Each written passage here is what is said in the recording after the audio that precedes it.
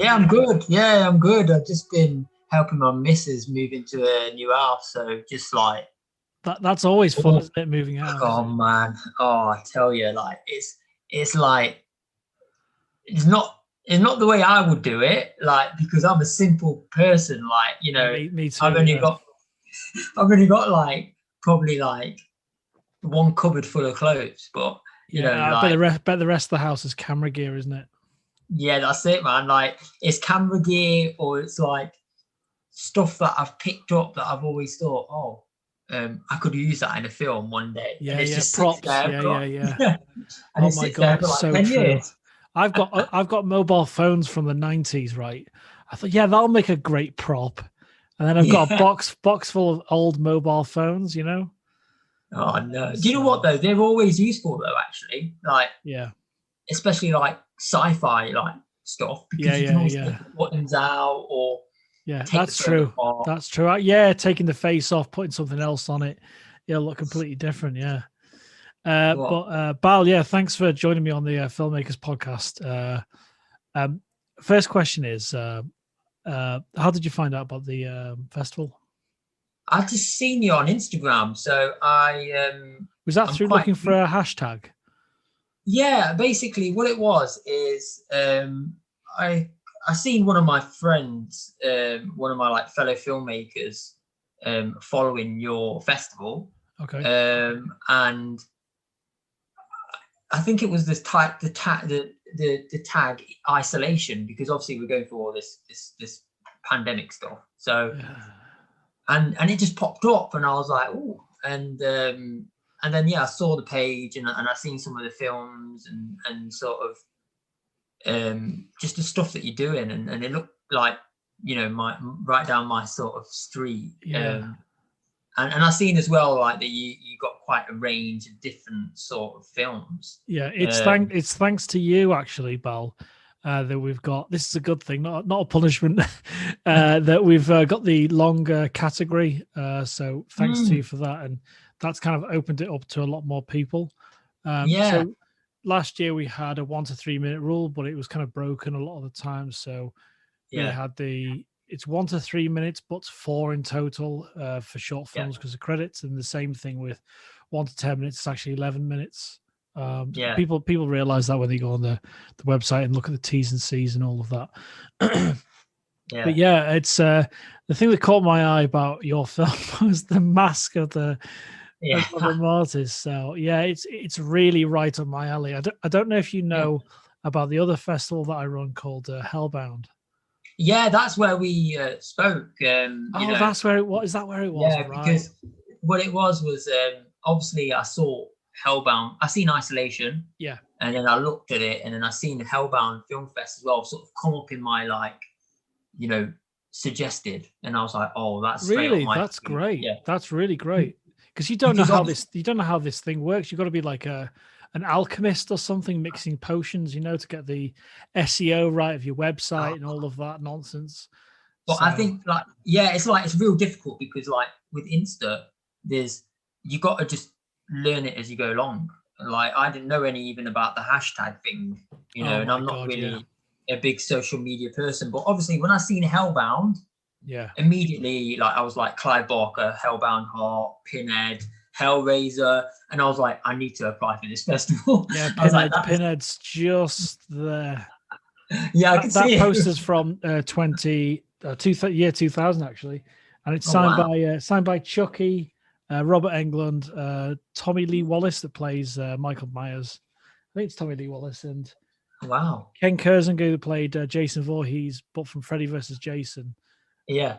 I'd love to get Anthony Hopkins and Doug Bradley to sign it, but it's nigh impossible. Doug Bradley might be a bit easier, but Tony Hopkins to sign that would be epic, But do you know what the thing is? That is like a horror fan's wet dream. Like, the fact that you've got so many signatures on it as it is. It's fun. It was fun getting them. And Robert Englund, who plays Freddy Krueger, he goes to all these conventions and that's where I got Brad Dourif's autograph as well, because he was promoting Two Towers, Lord of the Rings. Yeah. So he was promoting that back in the day, and Andy Serkis was there, who's a top dude as well.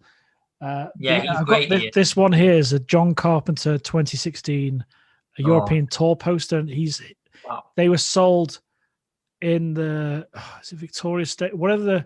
There's a small venue in Manchester, and there was like a limited edition print pre-signed by him. I didn't meet him. I was, yeah, I have to have that. I don't care how much it is. I've got to get it. And this is from a re-release of The Third Man, not the original poster, because that'll be worth a fortune. Wow. That's nice.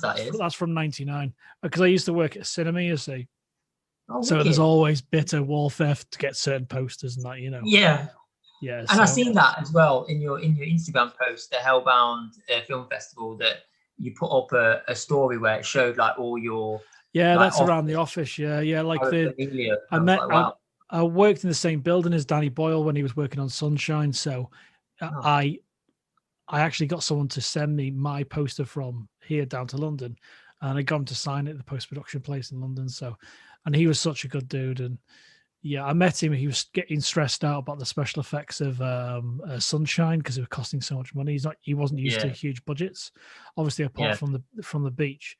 So yeah, he signed that, and that's a quad poster. So these sides, that's the UK poster, 30 by 40 inches. So yeah, I'm a massive film fan like yourself, and horror more and more.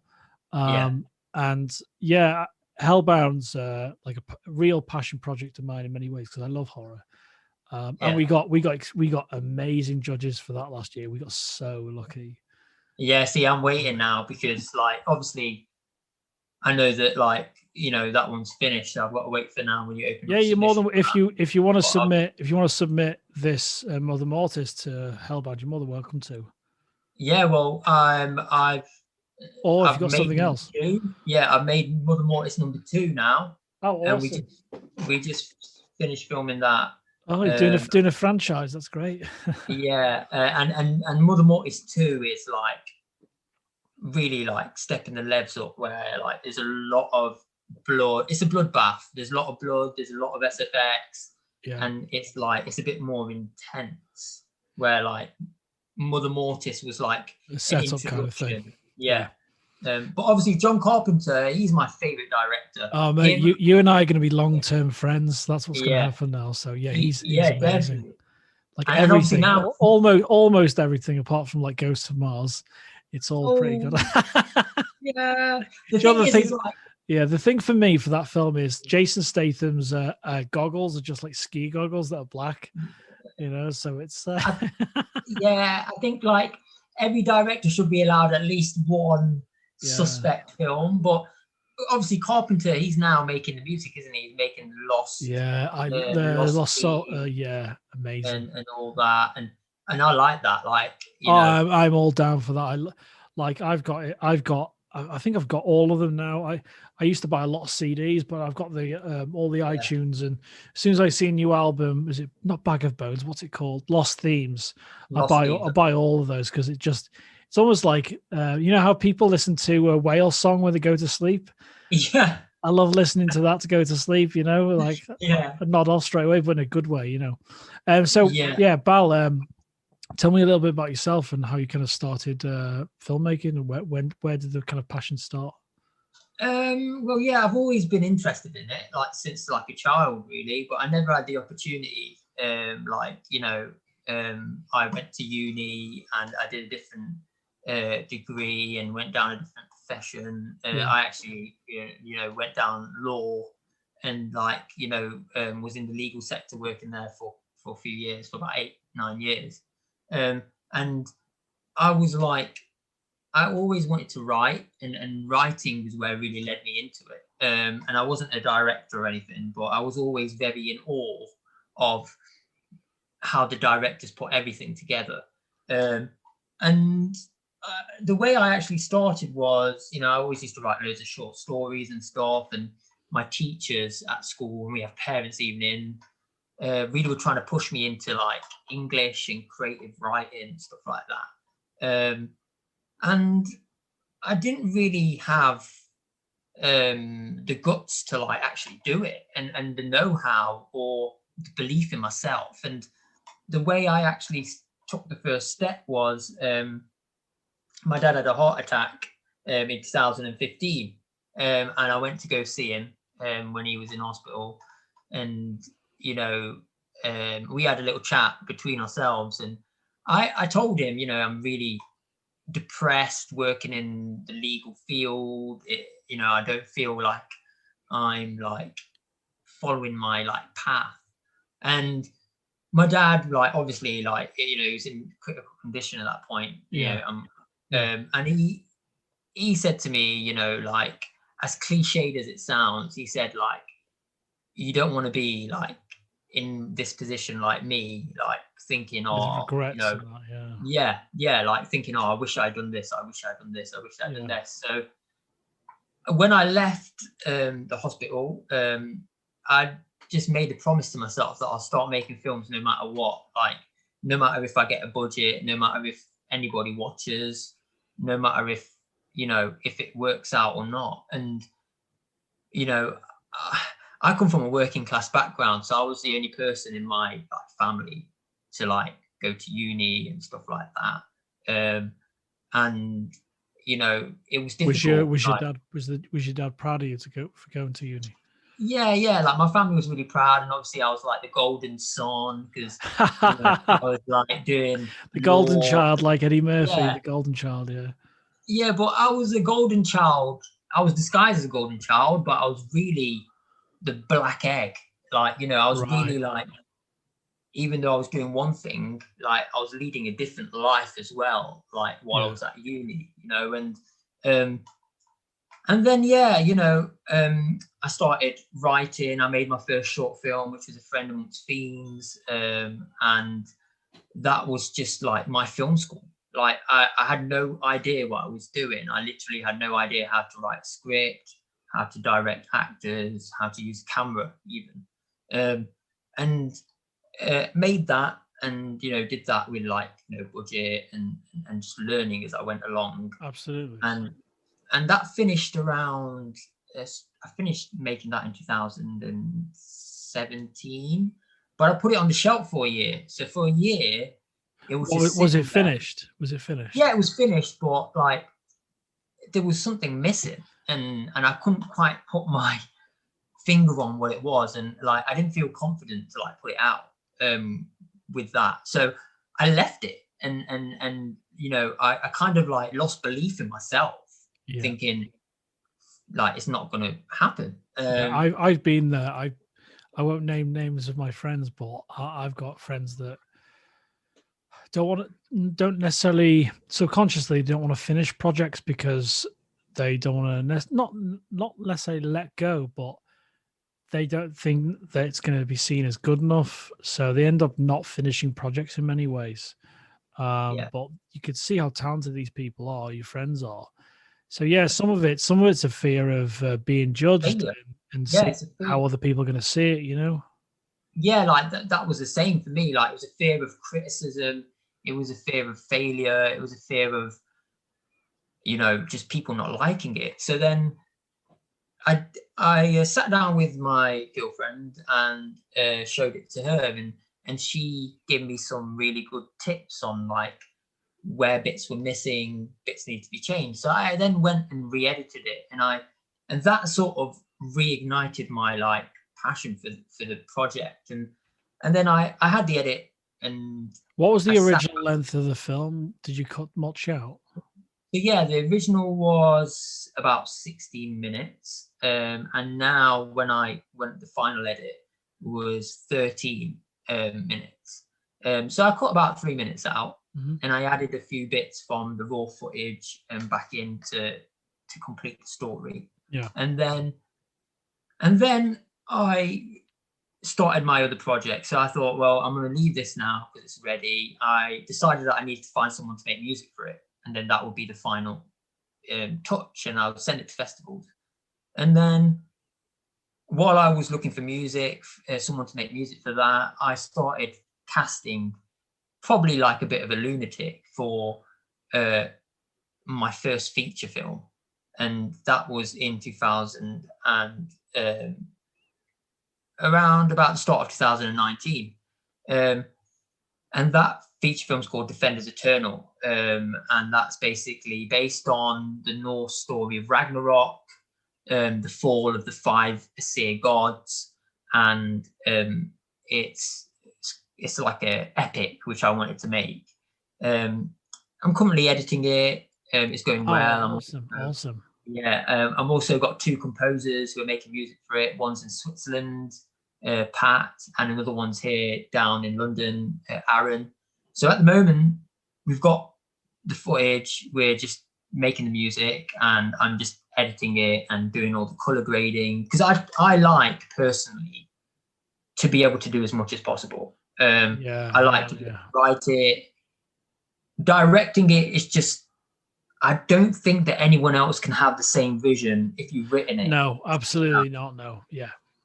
Yeah. And then editing was like my final sort of, I guess, arrow in my quiver, because the way I saw it was that process of post-production, editing it, you know, I need to learn. I need to know how to put it together myself, because I may not be in a position where I can pay an editor, or I've got an editor who can do it, or I give it to the editor and they don't follow my vision. So I just started doing an online course and learning it myself and putting it together. And with that, Defenders Eternal, it's been a long project. It's taken us 3 years since 2019. Is there any kind of behind the scenes or trailers trailers out there yet? Yeah, so on my Instagram, at Apotheosis Productions, you can see a lot of clips and stills. I'm putting together a trailer at the moment, which I've been doing sort of the last few weeks. Cool. If you've finished it before the festival, I'll do you a little favor. We'll put it in the live event if you want. We'll actually we'll say this is a special presentation of a trailer for one of the filmmakers that submitted, and we'll make it because we did that for the last festival for Hellbound. We kind of just I like showcasing filmmakers' films and creativity. So I'm happy to help you market that as well. No, thank you very much. I was planning to send that to you guys. And you're showing off now with your feature film. The thing is, it's great, man. I'm really happy for you. That's fantastic. Yeah, it's like, you know, I don't know. Just a really quick question. I'm really sorry to kind of cut you across, but have you kind of those 3 years you've been in production for? Did you finish the principal photography a couple of years ago, or were you shooting over the 3 years? No, so the way we did it was, me very naively believed we could film it all in the matter of a weekend or 3 days. And I quickly, and so what happened was I took a massive cast and crew of like 30 actors, 20 crew, everything, all down to Yorkshire, into the middle of nowhere, in the middle of summer, right? In August 2019. And I thought, you know, I've planned, I'm ready, I've got a big team, it will go smoothly. No. It rained the first day. We got kicked off our location because we were guerrilla filmmaking, so we had no permission. What was the kind of location for it? What was the problem with you filming? So we were on the north. Too many people? No, we were on the North York Moors. So the area that we had chosen, it was a nature conservation area where birds were nesting during that time of year. And it was only during that time of year. So I was thinking, why couldn't these birds did someone turn up in like a van to turf you off? Yeah. You know what happened? Someone with a pair of binoculars saw you, didn't like the look of you being creative and having fun, thought you were messing about, and they grassed you up. So what it actually was we invaded a very, very small, quiet, peaceful Yorkshire town with Vikings. Yeah, people dressed like Vikings, and that's amazing. Giant serpent and giants and weapons, and people are going to this tiny little tea house which is meant to serve the village people. Have you got photos of that? Yeah, I've got loads. I want to see photos. Please send me photos. That's awesome. I will definitely send you. Yeah, and then the ranger. So someone obviously had told the ranger who was like patrolling that area, it's National Trust sort of land. And while we're in the midst of filming like a very complicated introductory scene, we got I seen the ranger's van, and I'm thinking, oh goodness. And then I said to the cameraman, carry on filming. I said, I don't care if he comes, carry on filming, because we don't we can't reshoot this. And we carried on. And then what I did was I edited to cut the Ranger out.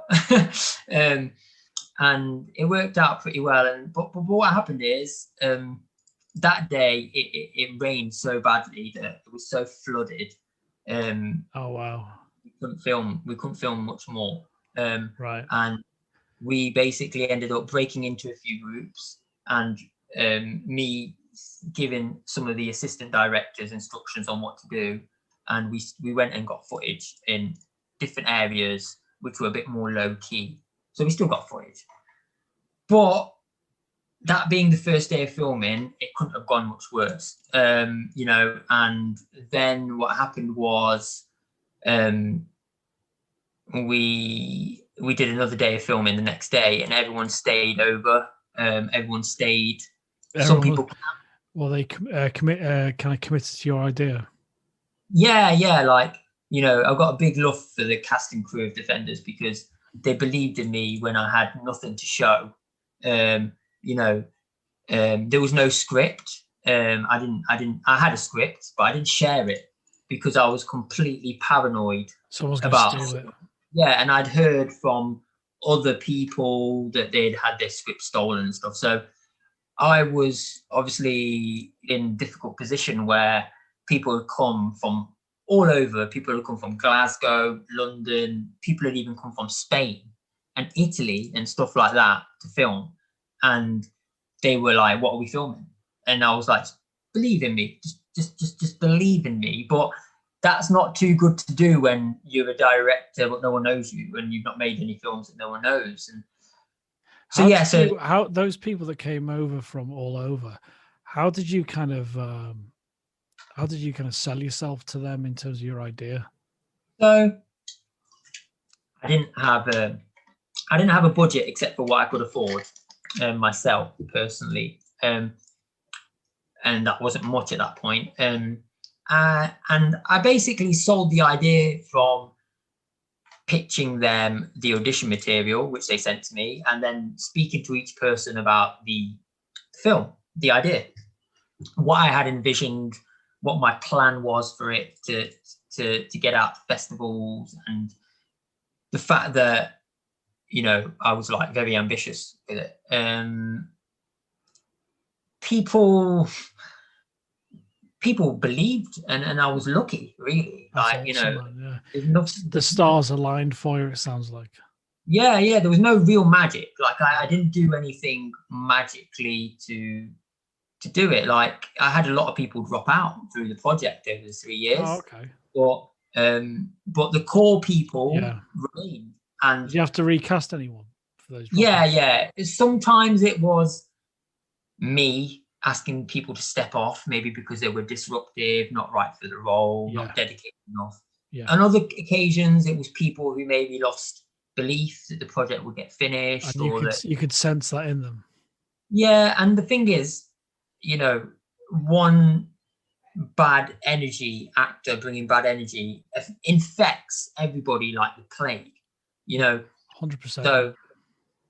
So I tried to keep it, you know, I tried to keep it after the first day of failure filming. I tried to keep the boat afloat.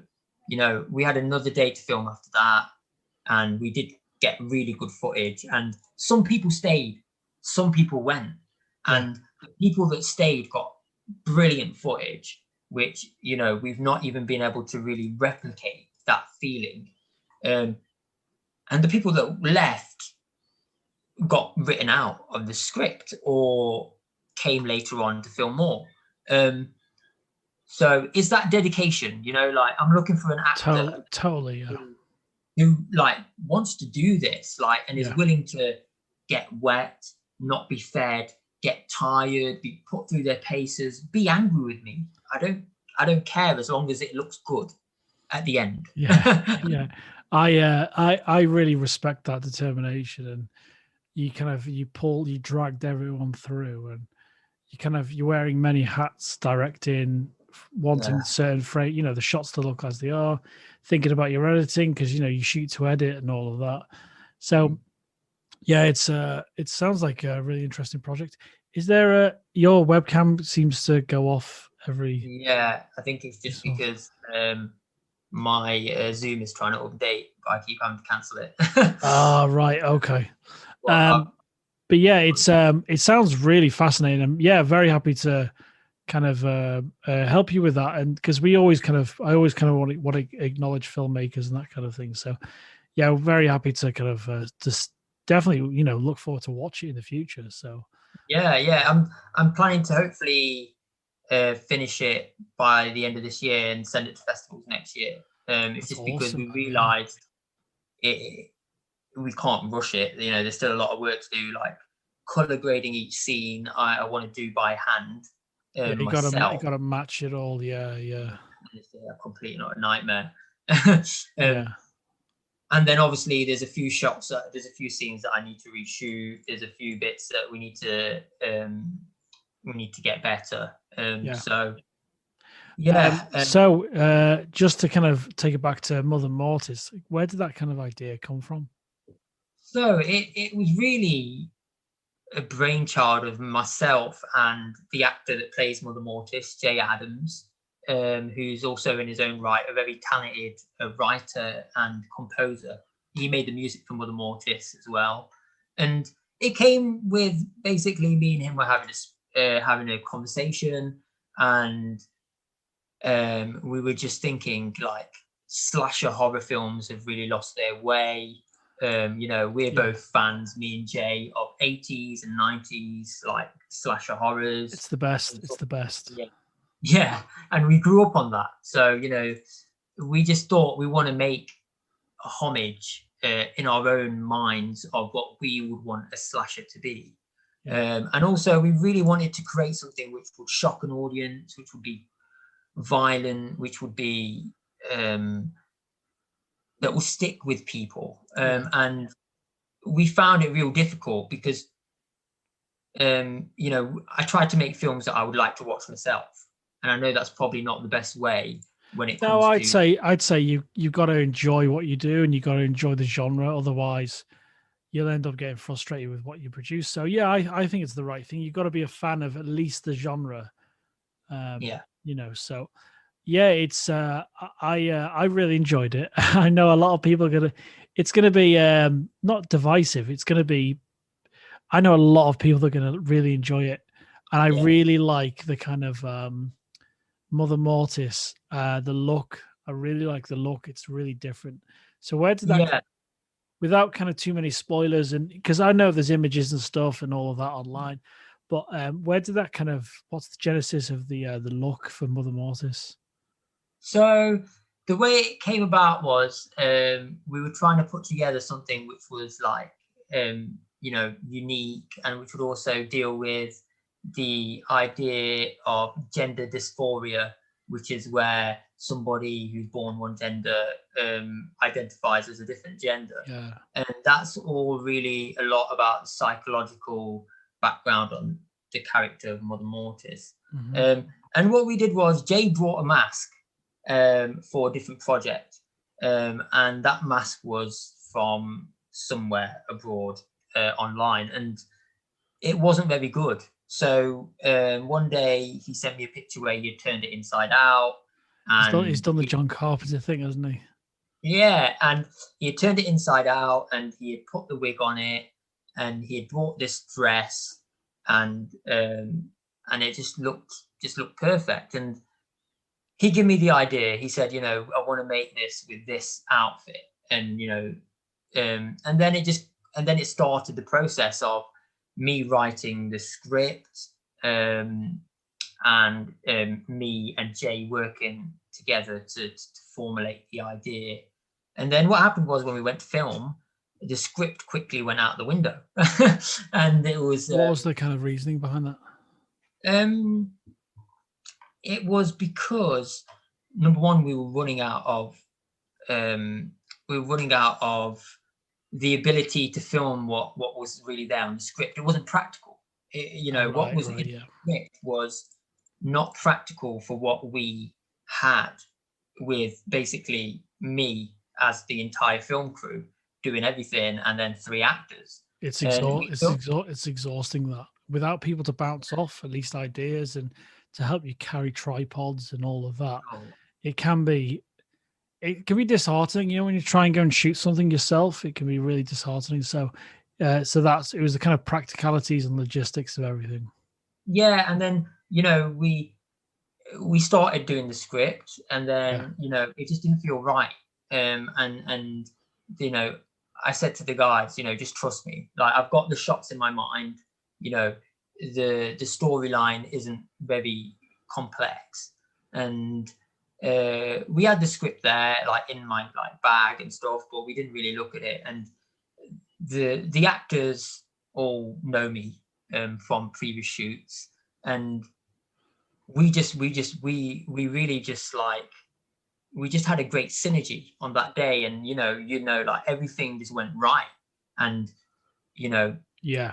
it's one of those days where there's some days where you film and you can plan to high hell and it goes completely pear-shaped, and then there's other days where you don't plan as much, but things just drop into place.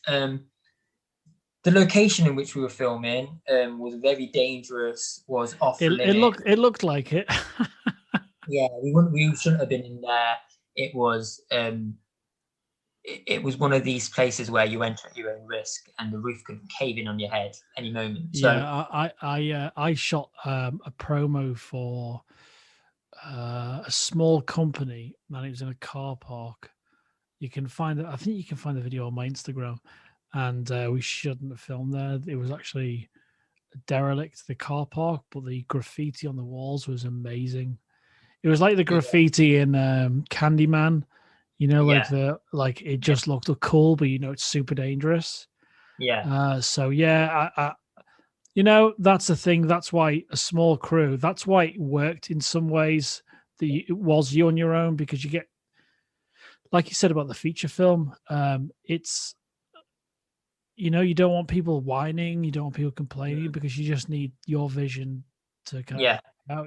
So that's it. I realized, like short films, I can do.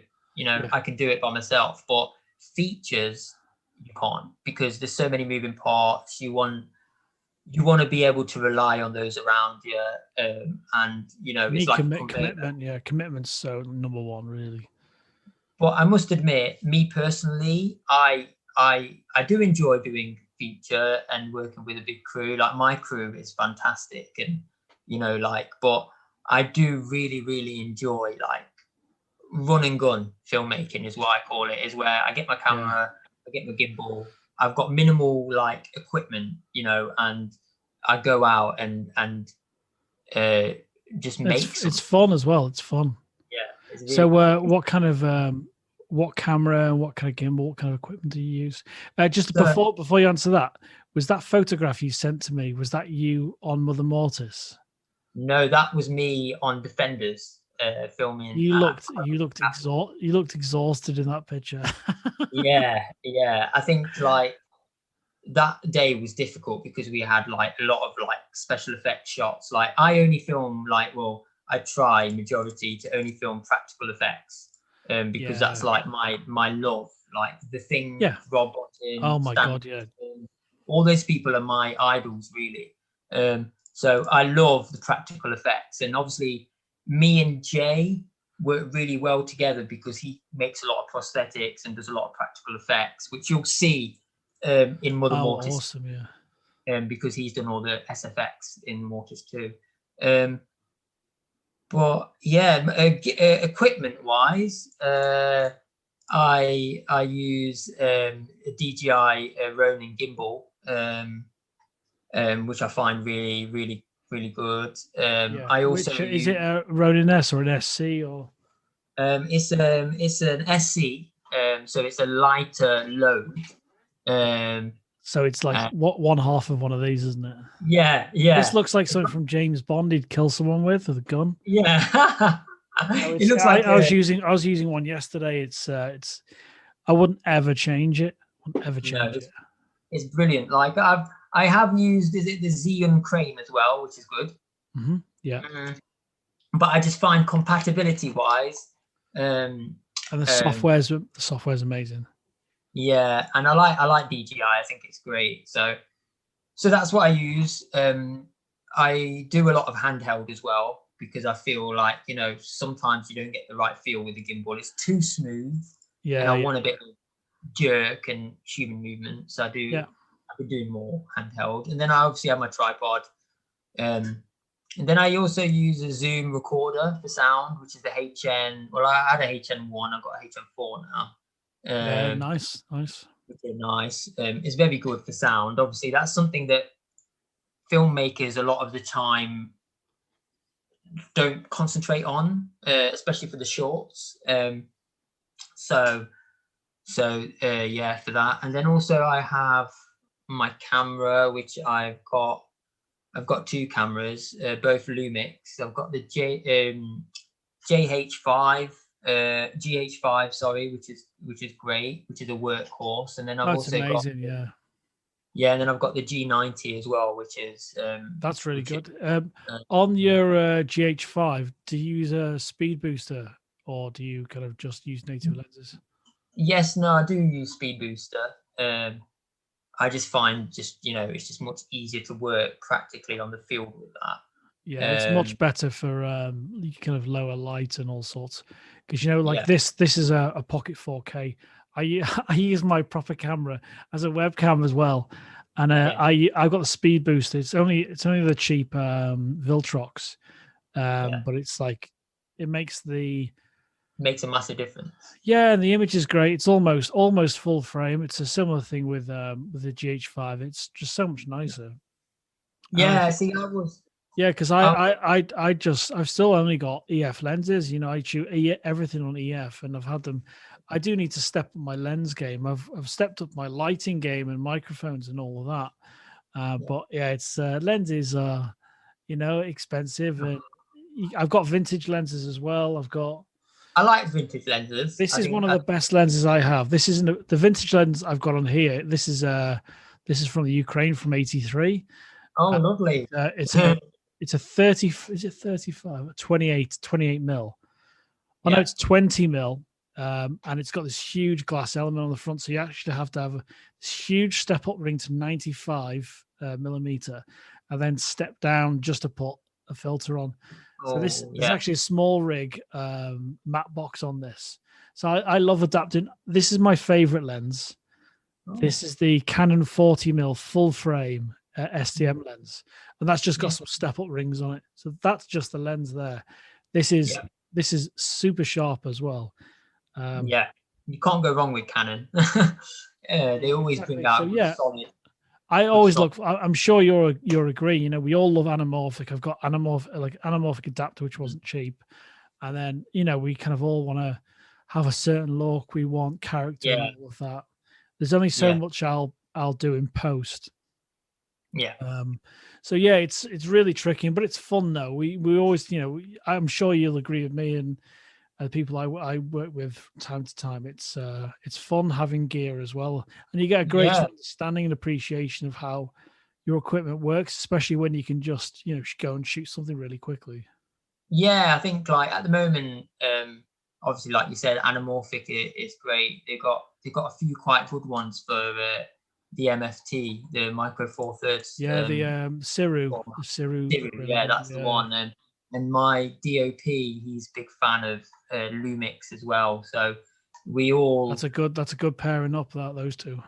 Yeah, and then I also I shot Mother Mortis 1 and now 2 was using the Camlan 50 millimeter lens, which is very sort of like not very known brand or lens, but I basically just bought it because I knew someone that used it, and they said to me, this is the lens to have if you're out running and gunning and you've got bad light, or you're shooting in rain, and that lens has been like fantastic. Like I've got expensive lenses, and even then they just stay in the bag. Like I keep that Camlan when I'm running and gunning. What's the range? What's the kind of, is it 35 mil? What f-stop is it? Yeah, it does 35 mil to 50. Well, that's a good range. That's a nice range. Yeah, but I keep it on 35. I'm usually, if I'm shooting, I keep it on 35. I'll rarely put it on 50. I just find that at 35 I get better bokeh. The image just like has a bit more of like a retro sort of look to it. Yeah. And yeah, that's worked real good. But like you said, like, you know, you can spend so much money on these lenses. Like I seen one lens recently, which I think is called a Vedara, which is on my like bucket list, but it's like $1,000, you know. Yeah. Like it's either I pay my bills and I eat for a month. So it's like, you know, but I do find, you know, indie filmmakers, we really we make the best of what we have. Absolutely, man. Yeah. Just speaking of making the best you have, I can't help but notice that stained glass window, the leaded window in your house. Yeah. It just reminds me of Hellraiser. Yeah. Yeah. There's like I think it's roses in the stained glass in the Hellraiser house. Yeah. It's there's a whole thing with roses and life and all of that. This is an old house. It's like I love it, man. Yeah. I used to live in a house like that in not far from where I live now, and it used to have leaded windows at the front, and yeah, it's just a bit of character, isn't it? I love that. It's great. Yeah, you get like a different kind of light through it, because obviously like the stained glass, the lead like filters that light before coming through. Exactly. Yeah. It feels like there's a church near where I work, and when you go in there or go past there, you get this kind of god lighting through the window. Yeah. You get this really nice color cast across the room. It's like, wow, it looks so cool.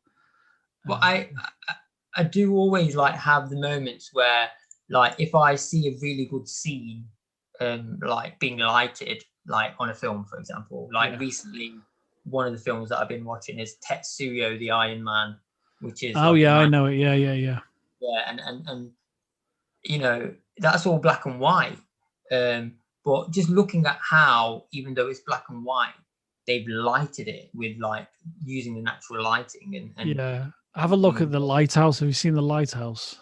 I've not seen that. I've heard the way they shot that, the black and white it feels like Dr. Jekyll, Mr. Hyde from the 30s. It has this kind of the darker shadows. It's really, really beautiful film. It's a great film.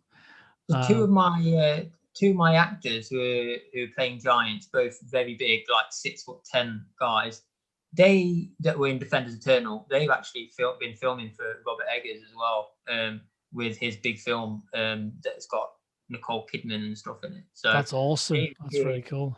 Yeah, they've been sort of like, while they're on set, and when they've come back, like saying, "Oh, this is how they did this, and this is how they did this." So yeah, that's how you learn. You learn so much. Like you learn so much working with on big films. You learn so much shooting stuff yourself, and you know, you learn from like, you know, how to do lighting and having a practical light and having the reasonings behind it.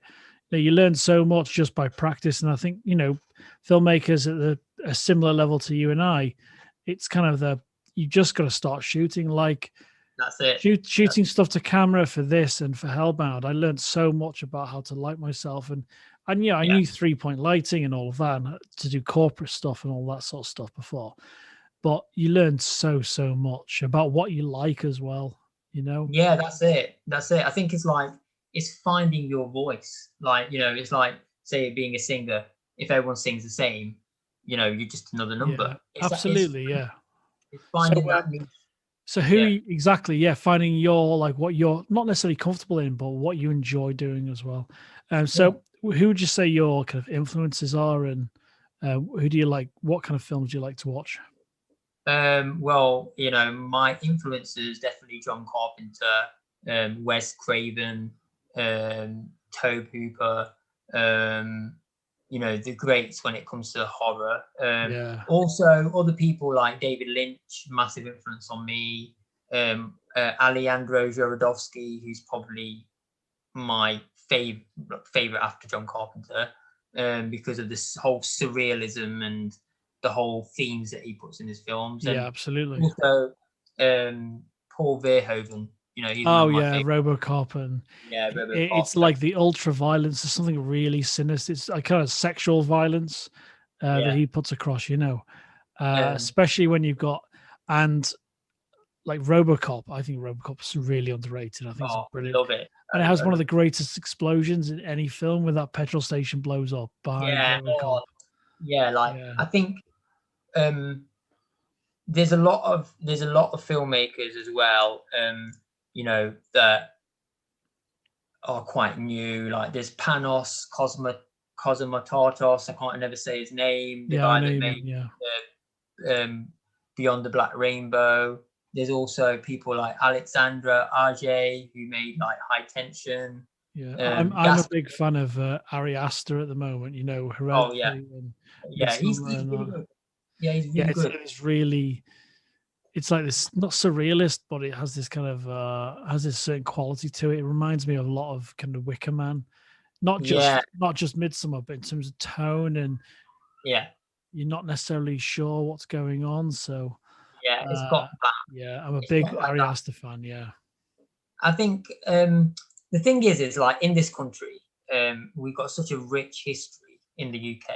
Massive, of horror, Hammer horrors. We've got the Carry-Ons, and we've got we've got. I used to love Carry-Ons. I used to love them. That was I remember my film collection started with Carry-On Sergeant. Oh, brilliant! Like Carry-On Screaming is one of my favorite. Oh my god, yeah, films. And like the makeup on the wolf and that, the two, the bigger one and the smaller one, yeah. Oh, Carry-On! I'm so glad you like the Carry-On films. The Carry-On, Screaming's brilliant. It is brilliant. No one's ever replicated like that feel, like Yeah. And whenever I say Frying Tonight, no one knows what the hell I'm talking about. No, I do. Yeah, exactly. Yeah. But great movie. Yeah, and then obviously like there's other newer people like the Hatchet series, which is by Adam Green, who also made Frozen. Very different films. And then there are people like that I'm just only discovering. For example, like I've been at the moment on a big obsession with watching video nasties. So I'm trying to get through that 72 list of video nasties, and I've watched probably about half of them already. So I'm going to give you a little a recommendation, a little shout out to a filmmaker that I kind of know a little bit. He submitted a film called Days from last year. It's actually on the it came second place in last year's Isolation Film Festival. The filmmaker's Ian Rayburn. And just Google Ian Rayburn films, and he makes like Driller Killer kind of inspired. He loves horror. He loves the close-ups of a drill going into a skull, that kind of thing. So check out his stuff. He's a really good guy, and he's a very talented filmmaker. His Instagram is brilliant. He did a recent Ghostbusters, not parody, but he kind of shot things with his partner, who's a great actress. Kind of reshot scenes from Ghostbusters, and super talented. You should check out his films. He's really, really, really good guy. Definitely. But Ian Rayburn films, check him out. You'll love his stuff. And I think he's submitting something this year, and he said he's going to make. I said to him, you can make whatever you want. If you submit something, it's great. And he said he's going to do a Hellraiser fan film. I'm like, bring it on, do it. Like Mother Mortis and that, in terms of the horror, and it's going to be great. And we've had submissions all over the world. We've had from India and Iceland for the first time. So it's been really nice to get submissions. And I spoke to a chap called Sab yesterday, and he's from East India, and he was telling me about, obviously, we've all heard the stories about how awful COVID is over there, and he was telling me about that. And his films are a coping mechanism for himself in terms of getting through a situation, and filmmaking can help in so many ways. But yeah, we all love horror. I'm a huge horror fan. That's why you can tell I got all this on the wall. Yeah. Let me just quickly show you something here. I'll bring it over now. Yeah.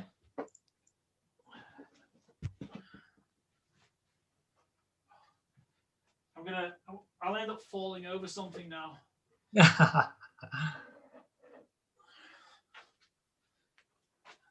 Oh wow! A friend of mine's a 3D kind of modeler. He's super talented painter, and he's Mr. Attention Detail. So if you ever need a weapon making, he doesn't do it very often. He's very, very talented. I think it's called Wave Props. That's on my Instagram. He made this for me. Oh, the lament configuration! Wow, well, this is from the second film. You see the brown. Yes. And then there's darker sides. He's gone super screen accurate for me. Amazing, you can see it holds up really well. Yeah, that is one of the best that I've seen. So you've seen the darkness there, and then it's like this wooden here. It's screen accurate to one that's under the cloche, I think it is, under the glass dome, in the office in the second film. Amazing, that is. So Wave Props. He's Matt Atherton. He's a top guy, and I asked him to make that last year. I just wanted it. Yeah, no, that's really cool. That is, like, I've seen one of those which some person in America made, which was like a Rubik's Cube as well. And that's cool. I realized there's a massive cult horror audience in America, like huge. Mother Mortis. I sent it to 2 or 3 movie critics over there that have got like a big following, and they loved it, and they were saying to me, you need to make a feature. And then we had a podcast as well with another guy recently, me and Jay. That's awesome. That's awesome. Yeah. But I did have a screening yesterday of a few people to show them Mother Mortis Part 2. Just one scene which I had edited, the torture scene, what I like to call it, and saying they were all horror fans. One of them was sick immediately and sticked up their sandwich on my kitchen floor, and the other one walked out mid through the scene because they didn't want to watch it anymore. So I you were like, yes. I was like, where's the one that fainted? But yeah. Me personally, I'm really thankful for people like you that are doing this as well, because you give people like me a voice to show our films to people, and to all our hard work to get it out there. So, you do an amazing job. I appreciate that. It's a lot of work, but it's really worth it. And I can tell you who one of the judges is, and unless it's work related, he should be locked in. So for Hellbound 2 or Hellbounder or something, and ironically, is it Hellbound? Is it the second one, isn't it? Or is it? It is, yeah, it is, yeah. We interviewed him last year, Jeffrey Reddick, and he created Final Destination. Wow, so he wrote the first film, and he's the master of the franchise. So he's going to be one of the judges this year. That's amazing. Obviously, amazing. With work obligations, if something comes up, then things would change. But that's great. I think so. Yeah, you should definitely submit. I'd because last year we didn't. I said to people that not to submit the film twice to 2 different festivals that I was running. I founded, and I kind of regret that in certain ways now, because we had some really great horror films last year. But I'm not sure if you've seen the winner of last year's, and it was this vampire film from Spain, and it was really this good. one has won a lot of awards in film festivals. Yeah, I've heard. It's really good. It's really good, man. It's really, really good. Yeah, I've really heard good things about it. If you go to Hellbound's live event, which is still up, it's in the event. It's not on its own. We're not Ah. supposed to show it, but Yeah. but I'll yeah, check that out. definitely, I'll yeah. definitely check it out. But yeah, it's we're one of the judges last year as well was Ramsey Campbell, and he's Yeah. Clive Barker's mentor. Yeah, I know. Yeah, I've actually read a book about Ramsey Campbell. He's such a good dude, proper Scouser, really nice guy. Yeah, and he seems like he's like a very no BS kind of dude. Yeah. You know, like he works 6 days a week. He gets up at 6 in. He's been working 6 days a week writing for decades. Yeah. Well, it shows because obviously. Yeah. Exactly. Yeah. He's kind of like Stephen King in that way, you know, really prolific with his sheer amount of work. Yeah, without the cocaine and alcohol, though, because I think Stephen wrote the best stuff when he was high. Like, absolutely. Yeah. And like since then, he's been trying to catch that. Yeah. And never like replicated that. But what it is, like, you have that sweet spot in your career as a filmmaker, as a writer, as a creative person, where you have to harness that sweet, like that maybe between the age of, I don't know, 40 to 50, for example, or 35 to 45. But you have to really like one point that you said earlier is, you have to go out and make it. There's no point writing a fabulous, amazing script. It's not going to get made. Like, it's so hard. Yeah. Made. Less than 1%, in terms of films that get made. Yeah. It's so difficult getting anything made. But if you go out and make your feature film, then that's great. And I love the idea of your feature film. Sounds really interesting. So what stage is that at now? So it's currently in post. So I'm doing the color grading and finalizing all the music for it. And then I've got somebody who's doing the sound mixing as well. So we're just going to get all that ready. Then I'll sit down and I'll probably have a little premiere with a few people and then see what they think. I always try to do that with the film, even if it's just like 2 or 3 people. And I'm lucky because my girlfriend, she is my harshest critic. Like, if there's something that I show, and she'll rip it to shreds, and if she has to resort me to tears, she'll do that. And I'm blessed for that. And I think with Mother Mortis Awakening, I showed it to her, and it's not her type of film. She's not really too big into like horror. She's more sort of into fantasy and stuff like that. But she was like, wow, that's great. She really liked it. So I knew that it was good, like, because if she doesn't give me a lot of stick for it, then I know that I'm going down the right path. But yeah, I just want to keep making stuff, like I'd love to just make every week. I've got about 80 finished scripts, which I've spent probably the last sort of 4 or 5 years writing. And I find that I write the best very late at night, from 12 midnight till about 3-4. That's my writing time. Every day I'll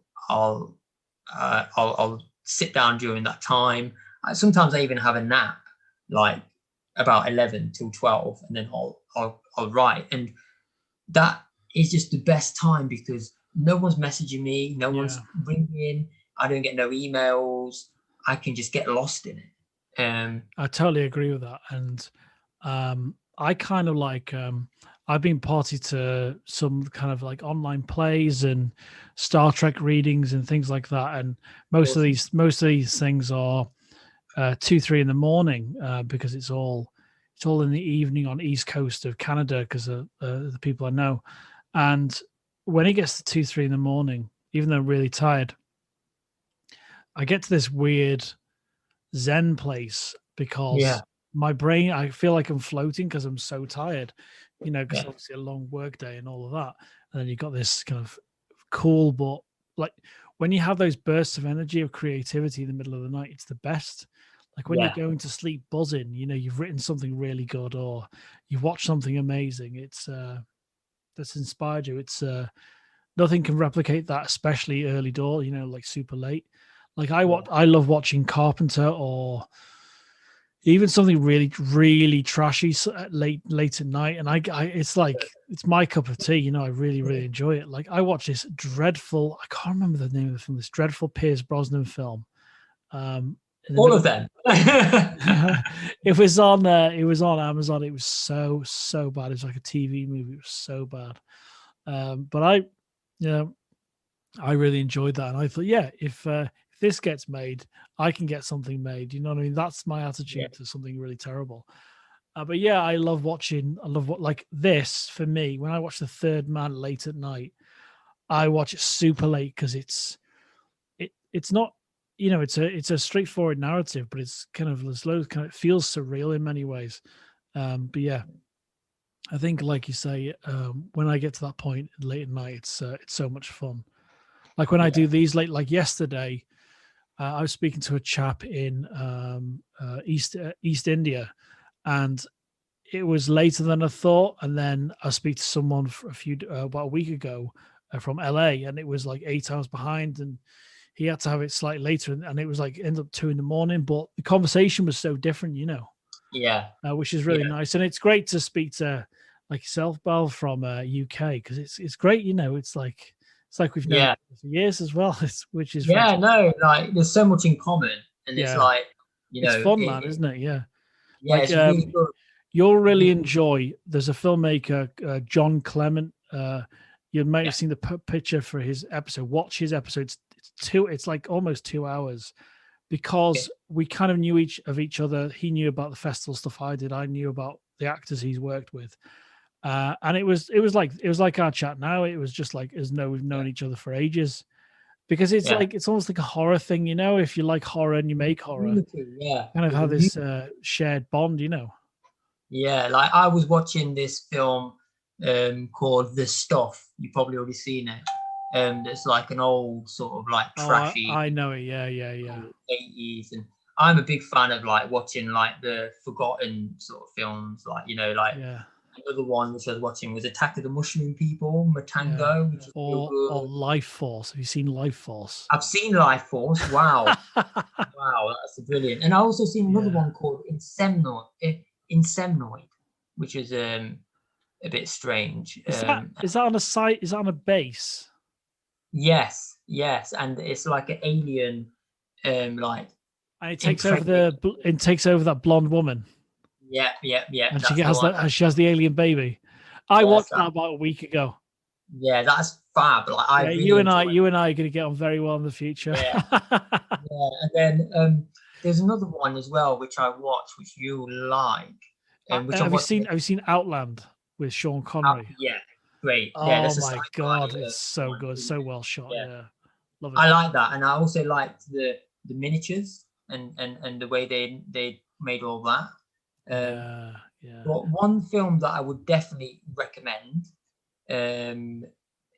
which probably isn't everybody's cup of tea, and I know it's not, is the only film that I've ever watched which I couldn't watch in one sitting. And then around my peers and my friends and my girlfriend, I'm known for the person who likes messed up films. Like Human Centipede 1, 2, and 3, I sit through with a big smile on my face, you know, I'm that sort of. But the worst film I've ever seen is Salo, 120 Days of Sodom by Pier Paolo. Heard of that? I think I passed on watching that with someone.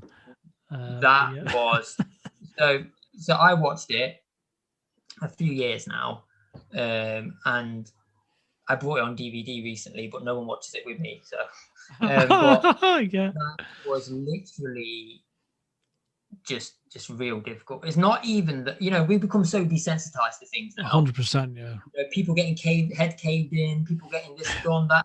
It doesn't. That's my go-to when I refer to something someone can't watch is head caved in. That's what I always say. And I was so shocked watching Salo that the film made me feel like that. And then I obviously did a bit of research, and I found out 2 weeks after it was released, the director himself was murdered by an angry mob who thought the film was real. They thought it was a real snuff film. Yeah. And we lost a great director. But you know, there's films which stand the test of time. I've also been big on, at the moment, nunsploitation films, and watching a lot of the trashy exploitation, like it's like they have like the Nazi exploitation films, Gestapo's Last Orgy and Beast in Heat and stuff like that. And I just like to watch those films because I realize I learn more from watching a trashy film than I do from watching Avengers or Mission Impossible, or I don't learn anything, and I get very, very bored because I literally sit there. If I'm usually watching with my girlfriend, and we'll watch like Avengers, and I'll say to her, "This is going to happen, bing, bish, bash, bosh," and that happens, and I say to her, "Well, what's the point of watching it?"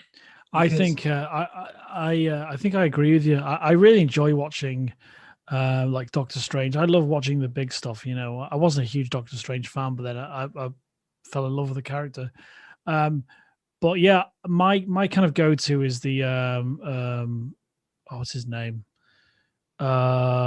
Jason Blum horror. I'm not a huge The Purge fan, but I love all the stuff he's producing, because it's giving, you know, like he's talked on exhaustively about giving filmmakers that have had a dip in form a chance to redeem themselves in many ways. So I learn a lot from those kind of filmmakers, and you know, you learn little tricks they do, and more so than you ever learn from a huge superhero film. So I really love kind of like around, you know, the $50 to $60 million thriller and horror, like how was it called? Oh geez, The Possession. I think it's The Possession, with about that box the girl picks up in that flea market on someone's lawn. Yeah, that's a real good film. And it's got the Negan from Walking Dead in it. Yeah. I think I'm sure it's The Possession, and I really enjoyed that. They're my cup of tea. I love that. Oh, The Conjuring. I love The Conjuring. I really appreciate those films, and like you say, you know, you learn a lot from those low budget films, and about technique or about pushing their boundaries. Like look at Carpenter with Halloween. You know, there's so much to love and learn from that. And he was really I think there's the one thing that I found, with John Carpenter is he is one of the filmmakers that I can watch his films over and over. They Live, I can watch it over and over. Oh my God, Thing, I can watch it over and over. Assault on Precinct 13, I can watch it over. It's just I don't know. There's just something magic about it. Like my favorite film of all time is The Thing, because I can watch that every day of the week without getting bored. And even though I know what's going to happen, like I know all the lines, I know everything about that film, but it just always brings something new. And I'm like, oh wait. What's your favorite moment from the film?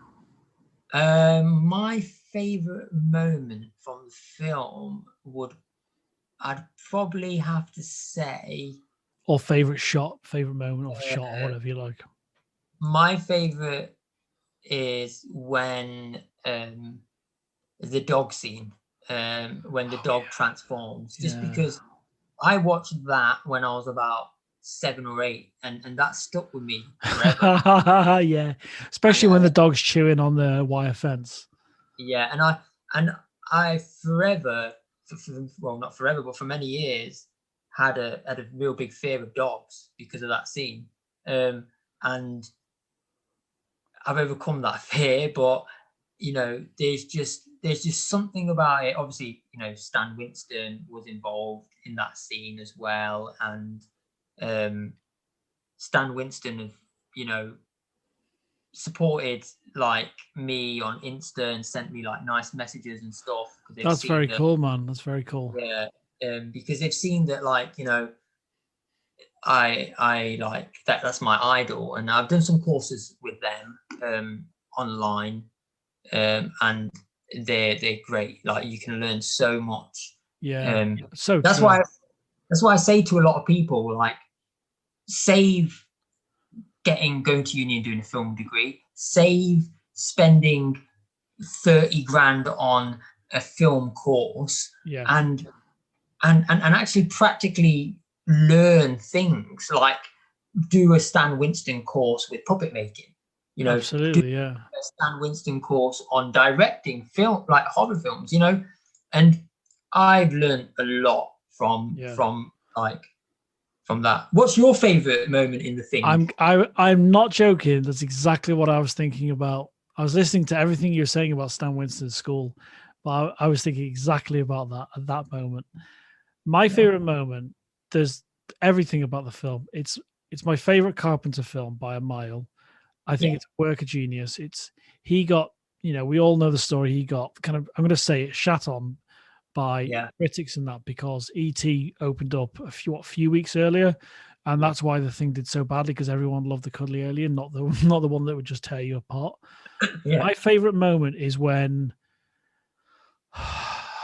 what's the chap that listens to the music and skate and roller skates around?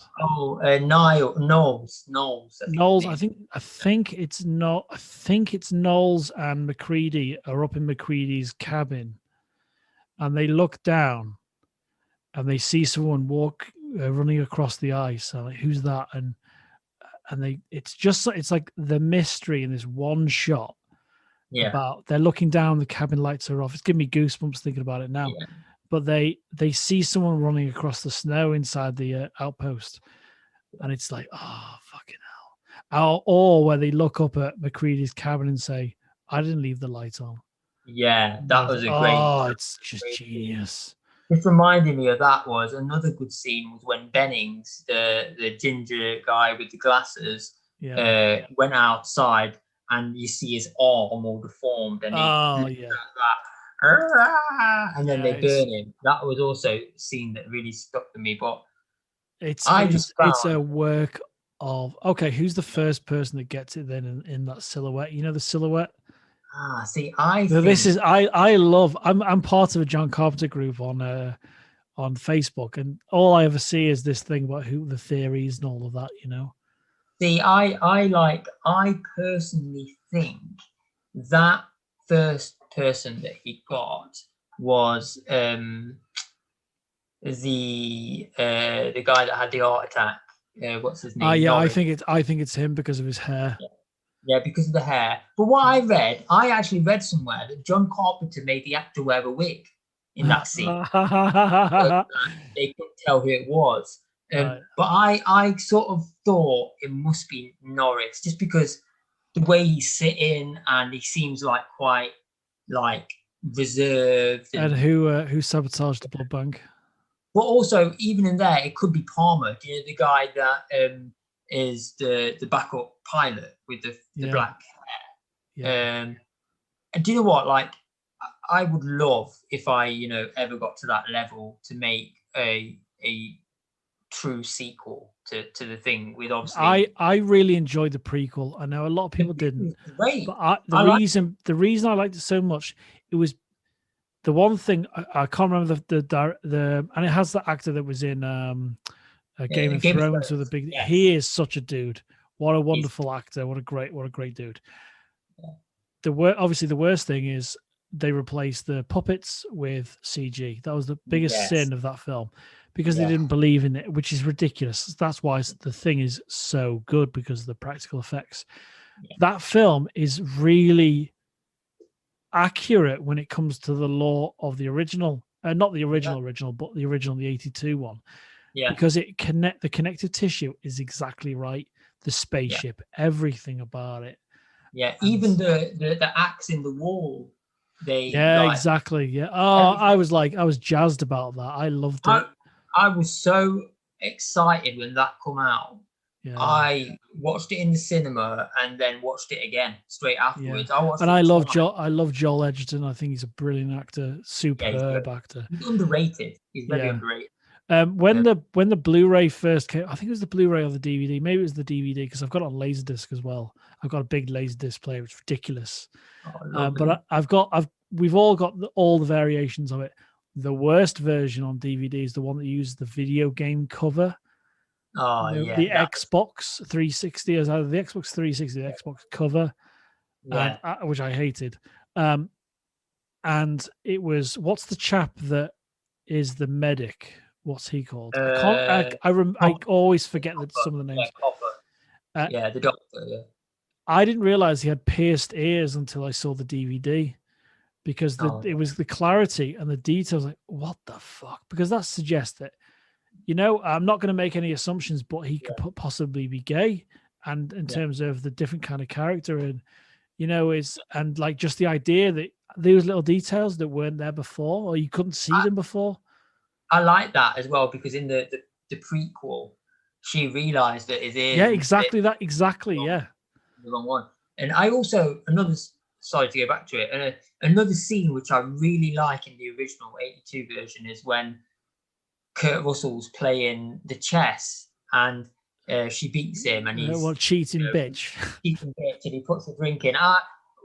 When I saw that, I was like, yeah, I'm going to like this film. I love how it's just like a little slot. It's like a little slot. He just pours it in. It's not like a panel you take off. It's just like, yeah, it's just like, I think Kurt Russell is one of my like dream. Oh, he's an icon. He's and apparently he's amazing as an individual. Yeah, apparently he's great, and Keith David as well. Yeah, look at that fight scene in They Live. They Live with Roddy. Yeah, you know what it is about. I think for me, and I'm going to watch one of them tonight after this. I think I'm going to go. It's the atmosphere. It's the world that Carpenter creates with They Live and The Thing. That if I can get anywhere near creating a world where of those things, like you're living in that science fiction world, like the original series of V. Yeah. Oh, I love that. There's something so tangible and like, I want to be part. Have you listened to the commentary between Kurt Russell and Carpenter of the Thing? I've not. No, you've not listened to it. No, I need to check that. Have to do that, because they talk about how dangerous, and they're just laughing together and smoking cigars, watching it. It's like you're watching it with them. You have to listen to it or watch it with them. You have to. I did watch a making of The Thing, and I was just completely amazed by Rob Bottin, who made obviously. What an absolute genius! Yeah, and he drove himself to hospital because of how much work he was doing on it. And he was really young, which people didn't. And then obviously he went on to have a great career and made a lot of good stuff. But it's like this. It's like what I realized in making films with people is, if it's going to go right and everything goes right, you'll make a classic. If the script is, everything leads back to the seed, which is the script, the idea, and then it's putting everything together, which is the hard part. But wow, I think a lot of us have tried to emulate or reach that sort of level, but still waiting. I've got a really difficult question for you. What are your top 3 Carpenter films? Not what are his best. What are your favorites? Okay, so my favorites, obviously number 1 is The Thing. I think that's my favorite film of all time, and probably the best science fiction poster ever. Yeah, I know the alien egg's amazing, but not the UK version of the poster, because it's like this cloud. The quad poster, the size it's this. It's a weird poster. The original Thing, it's not great. It's the Outpost 31 with this weird red cloud thing, which is the creature. Yeah. So what are your top 3 things? So The Thing, I'd then say Escape from New York, which probably isn't his most popular, but I love it. I love Snake Plissken, and I love the whole concept of the island of New York, Manhattan, full of all the criminals. It's brilliant. It's absolutely brilliant. Yeah. Yeah, I love that. And then my final one, which is is probably going to be I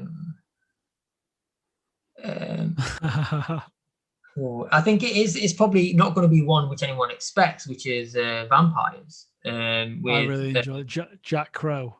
Yeah, with Jack Crow and what's his name? I can remember his name. James Wood. Yeah. I just really like that.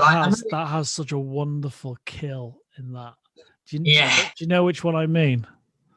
Is it where he takes his head off, where he decapitates it? No, it's when they're all partying, thinking they've killed all the vampires, and one of the guys opens the door, and the vampire sticks his hand in and splits him in two with his hand. Yeah.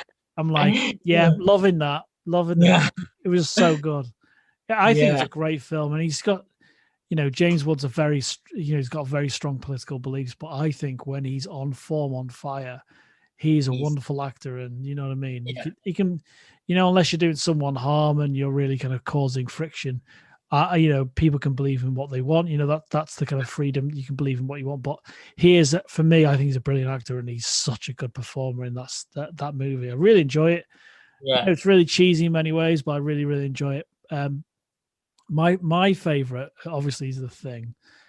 Yeah. I really love In the Mouth of Madness. I think that's absolutely brilliant. Yeah, that's a good one. I probably say, God, it's so difficult. We could go around in circles about this. Yeah. I probably say The Fog. Maybe Escape from New York. No, They Live. I'm all over the place with it. I totally forgot about They Live as well. I didn't even. Yeah.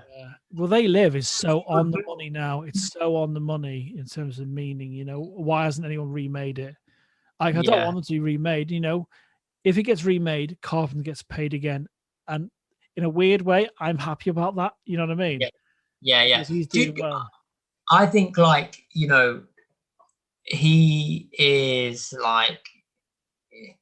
obviously a lot of his films got panned and weren't that successful when they come out, but now become cult classics and legendary. Yeah. So if The Thing came out in a different year, his career would have gone so differently. He's super successful. He's made a lot of money. He's, he's got millions of fans, you and I and millions of others. And his music, when he performed here at 2016 in Manchester, it was amazing. It was amazing seeing him up there with his son and a couple of other people. Oh my God, it was so cool. And they had 3 sheets, 4 sheets, and they had rear projection of clips of the films whilst he was performing. And it was amazing. Oh mate, it was so much fun. That's amazing. But I once got a message off him because I sent him saying, because he loves video games. And I sent him a message about, what the hell's that? What's the hell's that science fiction horror game? Is it in space? Oh, is it Dead Space? Dead Space. Yeah. I said to him, you've got to make. I know he's kind of more interested in enjoying his retirement or life, making his music, which is understandable. But he said, I asked him, "Oh, would you ever consider making Dead Space if he was given a chance?" And you never expect messages off these people, but he sent me a message back saying, "Yeah, I love playing Dead Space. It's one of my favorite games. I'd love to make it." Oh, amazing! Imagine if he made that, and a lot of it is giving him the budget. Giving him he doesn't need it, because you look how well he's done under constraints of having a lower budget. He's done really well. Oh yeah, one we've forgotten is Prince of Darkness.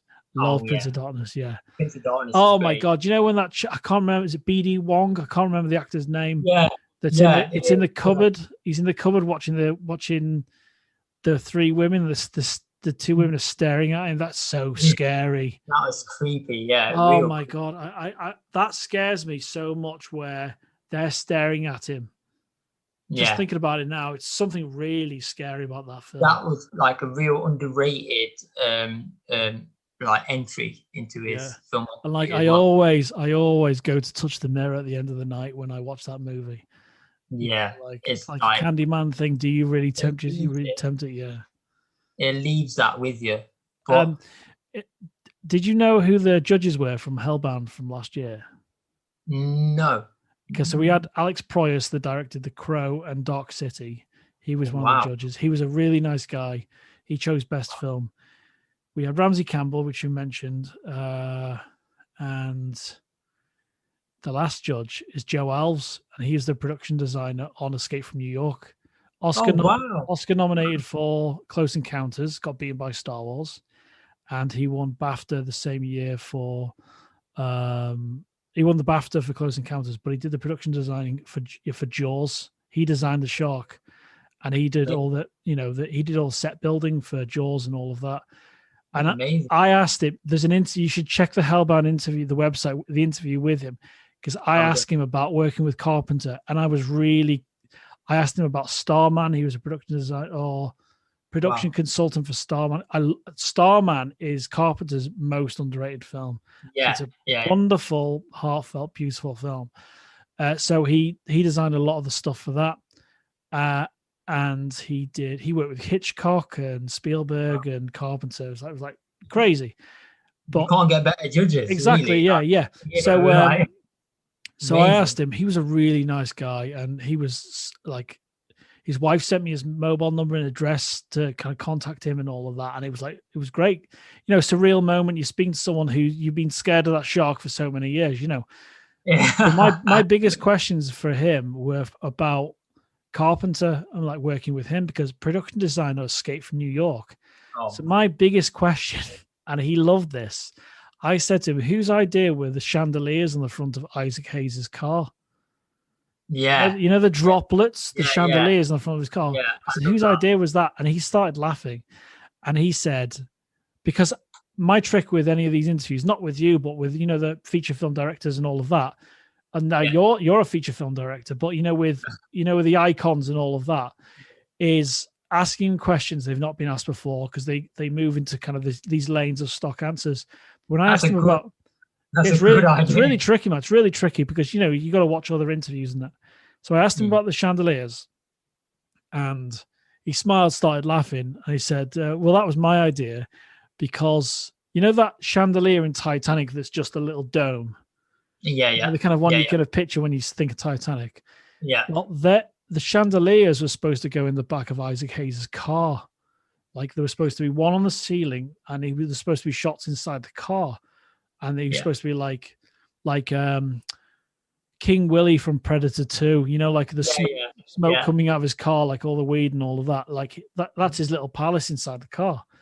And when his production purchaser, because he was their full production designer, he designed the plane that was broken apart, the Air Force One and all, everything he came up with Carpenter. And he said his production buyer brought the chandeliers to him, but they were hanging chandeliers on these arms.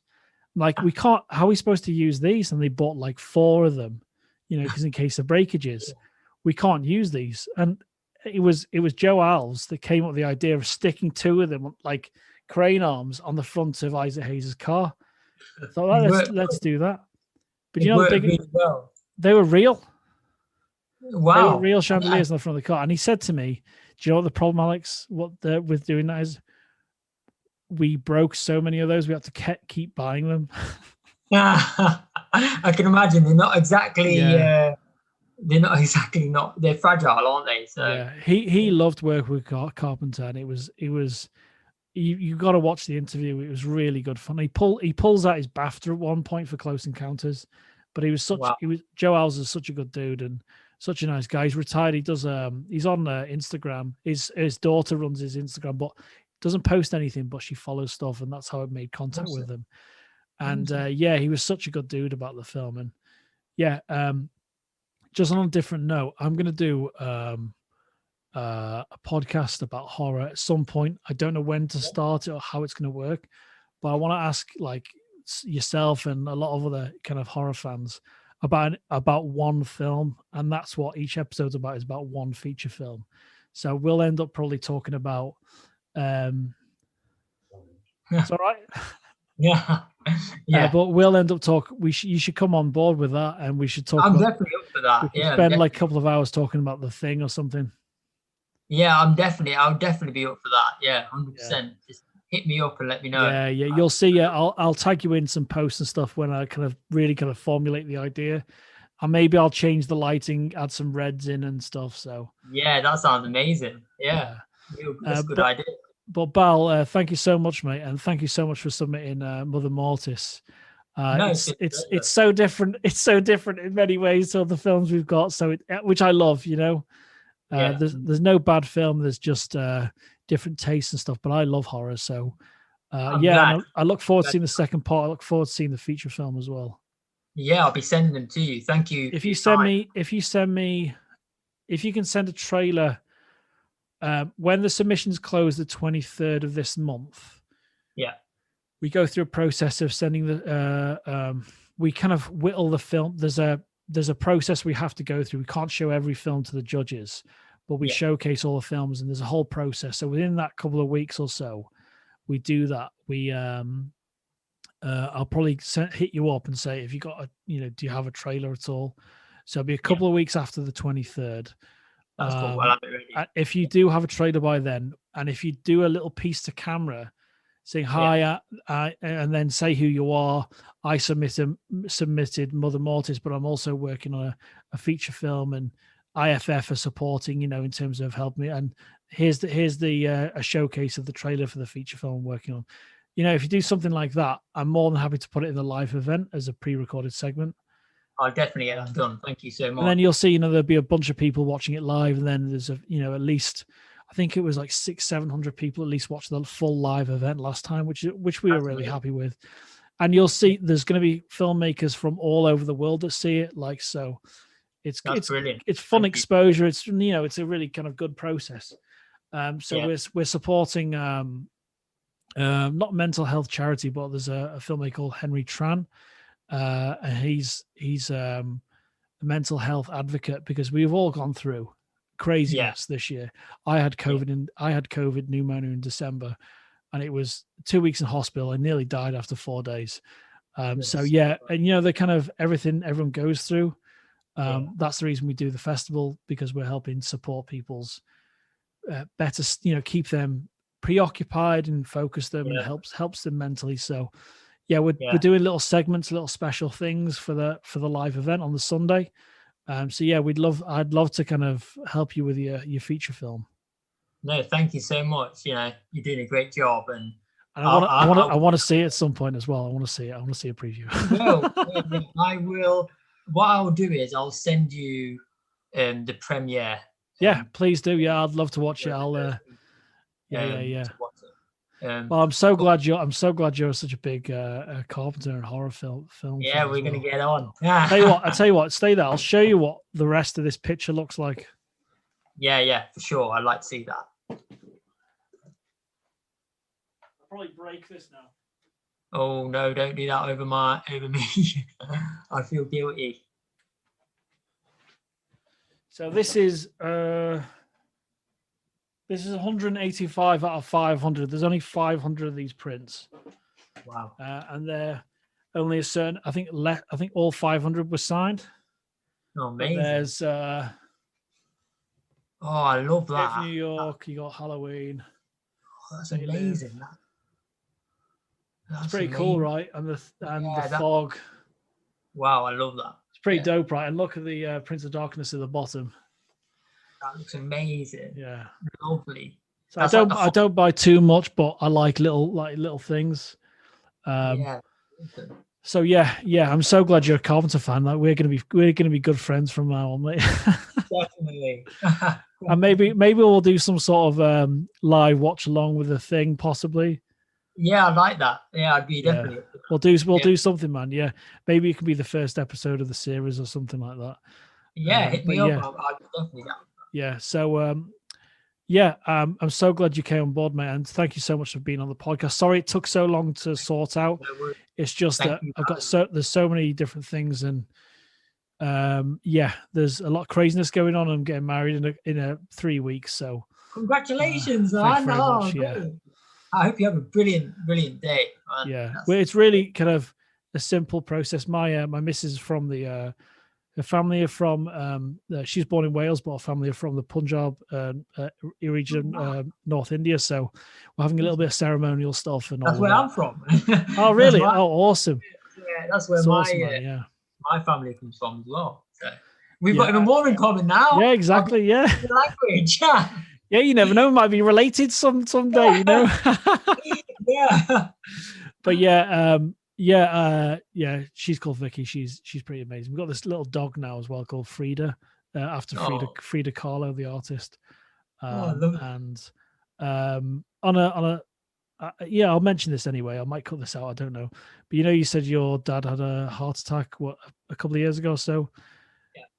Vicky's dad had a heart attack 2 days ago. So yeah, it's crazy, and he's a wonderful guy, and I always say Sai Ram to him every day and all of that. We've got a really good bond. He's a really top guy, and and I love kind of her family and that. So yeah, we've got a strong bond, and I hope he recovers, and I'll pray. I'll send some prayers where I wouldn't have this room, I wouldn't have this house, like he did so much on this house, and he's such a wonderful guy, and I appreciate that, mate. And it's difficult. It's extremely difficult when these things happen, but yeah, that's why we all kind of throw ourselves into movie making and filmmaking, because it's a pleasant distraction. Not render times, not waiting for things to render. But let's not talk about render times. Yeah. I'm glad you like the lament configuration. It's pretty dope, isn't it? I'm really impressed. I'm really impressed. So check out Wave Props. It's like a little Japanese animation thing. But we'll definitely be keeping in touch, Bal, and I'll let you know what the process is, and where you're at. I think your episode, have I said when it's coming out? No, that's some other chap. So I think yours will be towards the end of next week when it comes out. So it's going to be, because I've ramped up how many we do. Obviously, like you've probably seen them, we only doing 15. Yeah. And I think yours is going to be number 6. And then there's like a backlog of people that have asked. So I'm just going chronologically in email to do the fairest way. And it's going to be fun, man. And the judges we've got are really good. Like Akiko Sterenberg is amazing. She's done posters for the Coen Brothers. She designed. She's one of the best. She's amazing. Her work is so original. She's super sound. And Garter Brun Austin from South Africa. His documentary filmmaking is amazing. And Michael and Jessica Chan from Talking with a Malsol podcast. That's a great podcast based in Toronto. They're great people, really good people as well. And I do a podcast with his wife called Slayer Talk about Buffy the Vampire Slayer, because I love hardcore horror like Driller Killer, but then I like Buffy as well. So you know what I mean? That's like the full classic. Yeah, exactly.